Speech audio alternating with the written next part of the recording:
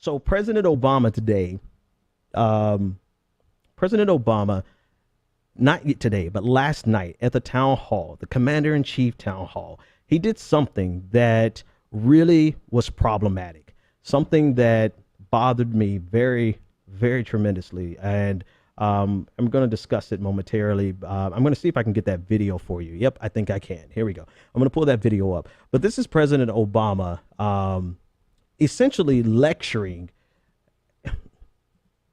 And I know a lot of people, here's the spin. Politicians know how to have double speak, how to say, how to triangulate. And President Obama triangulated the hell out of the issue with Colin Kaepernick. And he did it at the Commander-in-Chief forum yesterday. And I want to, as soon as I get that clip up, I'm going to play it for you because I need you to hear his words. I need you to hear what he said, because it is asking us African Americans, it's asking us to show a level of empathy that, quite frankly, is not afforded to us. And it gets to a point where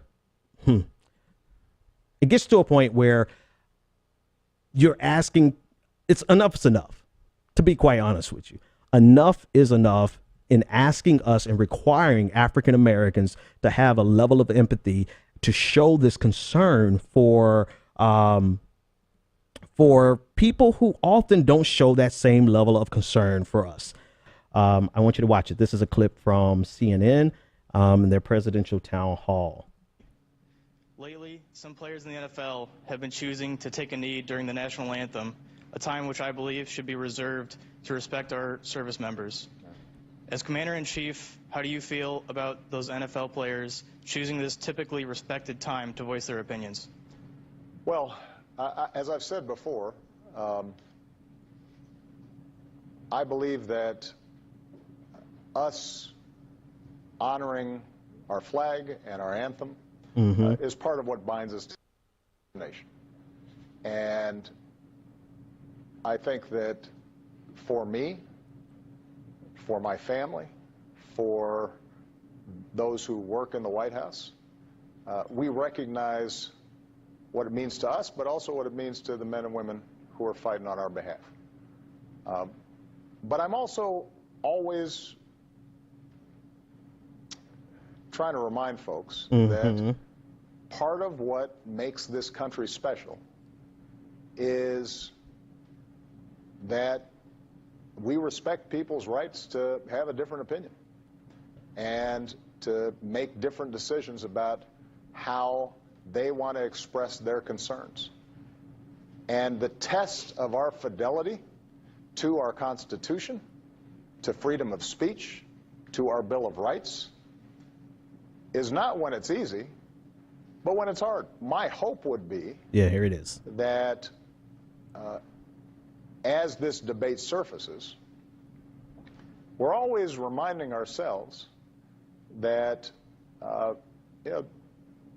in a democracy like ours, there are going to be a lot of folks who do stuff that we just don't agree with. Come on. But as long as they're doing it within the law, then we can voice our opinion objecting to it, but it's also their right. And I think that it's also important for us to recognize that sometimes out of these controversies, we start getting into a conversation, and I want everybody to listen to each other. So I want Mr. Kaepernick and others who are on a knee, I want them to listen to the pain that may cause somebody who, for example, had a spouse or a child who was killed in combat, and why it hurts them to see somebody not standing. But I also want people to think about the pain that he may be expressing about somebody who's lost a loved one that they think was unfairly shot. Okay. And yep. One of the things I always... Yes, that's enough, President. Thank you very much, Mr. President. Okay. So here's the problem with that. And I gave you the long version because I don't want to, there's no need for me to play it in just clips because, you know, it's easy to get upset with the proof text of it, right? And I'm sorry, that's an old theological term. It's easy to get upset taking it out of context. But I have a problem with it even in its full context. In its full context, President Obama is doing what he has always done, and that is to try to kumbaya every single moment. And some moments do not require you to draw equivalencies so that we can all just get along. And this is one of those moments, right? It's a loaded question that this officer is asking him or the soldier is asking him. And I get it. President Obama is the president of the United States, and he's going to try to make everybody come together. But, you know, there is no equivalency. There's no equivalence, rather, between people who get upset at the nonviolent protest of Colin Kaepernick and the pain that is leading him to do that protest, right? We're talking about people who are upset about you not, quote unquote, respecting the flag, compared to people who are upset about people being killed by officers draped in that flag. That is not, there's no equivalence there. And I have, and I get it. I get what President Obama is asking.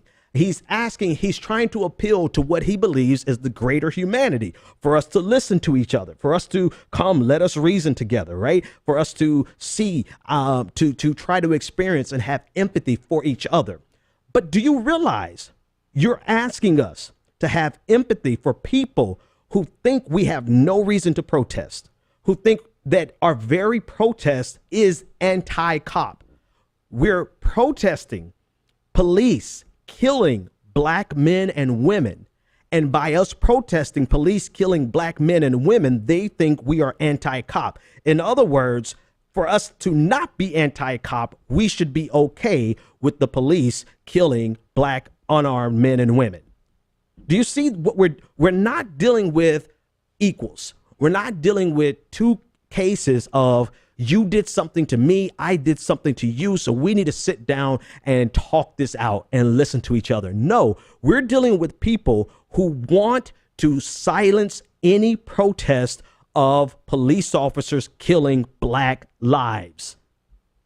There is no equivalence to be drawn, and there is no empathy that they are showing us, because they are more concerned with the symbol of patriotism, with the symbol of freedom, than they are the actual rights guaranteed with that freedom. They are more concerned about the image of someone being acquiescing to patriotism than they are with the black men and women being killed. So our very disgust at losing our lives, President Obama has drawn an equivalence between that and someone who is hurt over us not standing up for the Pledge of Allegiance, over us not standing for the national anthem. So even in context of what President Obama is trying to ask of us, no, it is no. We are not required. I get it. I get it, but I don't care. I get it because to Obama, he believes this represents a greater humanity. But there is a point in every human being's life that you have to realize that you are not required to show empathy to people who have zero empathy for you. To ask us to show empathy and compassion and concern for people who over a flag, to people who have no empathy, compassion, or concern over the death of black lives, you're asking us to commit to an abusive relationship without any regard to our well-being. And as much as I like President Obama, it's time for him to go back to Chicago. It's time for him to hush, be quiet on this issue, do what you want to on foreign policy. But in a minute, I'll talk about where that's a problem too. But it's I'm done. I'm done, because as flowery as your words sound, as nice as it sounds, and it sounds like it's appealing to the better man, it's appealing to the better person, and it sounds like a level of pacifism where we want to love our neighbor, but our neighbors have no regard for our safety and well-being. And what's that saying? Is it by Gandhi? Pacifism in the face of coward. Hang on, I'm going to look it up in real time. But this thing really bothered me because it's requiring something of black people that America does not do. Right? We don't show empathy when something happens to America. We don't show when somebody hits America, we hit them back with shock and awe. Right? We even underneath President Obama, we strike back. When something happens, but when it happens to a black person, we're required to show a level of love, compassion, and empathy that is never reciprocated. And I'm just too old for that. I've dealt with too many human beings, too many relationships. I am not required to love somebody that is not loving me back. And that doesn't make me the smaller person. That makes me the person who would love you, but you don't know how to treat me. I would show empathy, but you don't know how to show any to me. And so my love, my compassion, my empathy, President Obama, is reserved for people who know how to treat me right. And maybe if you understood that, yes, I'm going to lecture the first black president of the United States. Yes, all of you kiss my ass. If he understood that, then he would understand that he's dealing with intransigent Republicans that would not give him an inch on anything. And instead of always trying to, quote unquote, be the bigger person, why don't you, quote unquote, be the smarter person and realize when somebody will not give you an inch, you are not required to give them a mile. As many things as I admire about President Obama, as many things as I would like to sit down and have a coffee and talk to him about, this is one thing that I would have to say President Obama is missing the forest for the trees. He believes so much in this greater humanity that he doesn't realize that you're submitting to the demands of patriotic terrorists.